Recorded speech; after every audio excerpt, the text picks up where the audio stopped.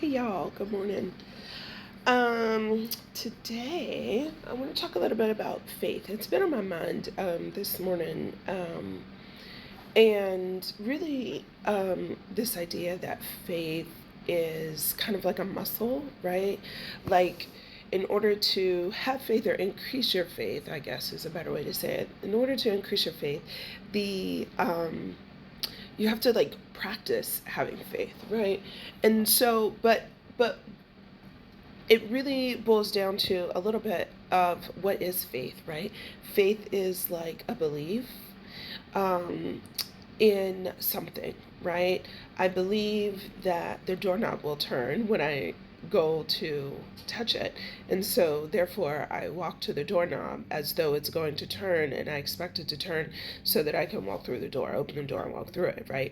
Like, I have faith that that is happening. I have a faith or a belief that I'm going to wake up every day, right?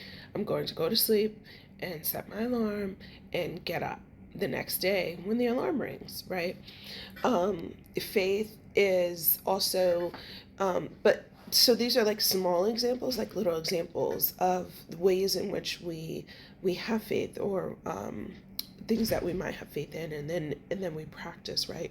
So um for instance, and this works with like bigger things too, right? Like, I have faith and belief that my body is going to operate a certain kind of way, and so I will treat it as such. I will expect those things to happen, and if or until something is different or changes, I'm going to continue to think, believe, and act as though my body's going to do particular things, right? And so, like I said, with bigger things, this is also true. Um, say that you are trying to learn something, right? And so you have a belief in A, your ability to learn, B, this a thing that it is that you want to learn is possible for you to learn, and that when you work at learning it, you will eventually learn it. That is all what faith is. It's practice.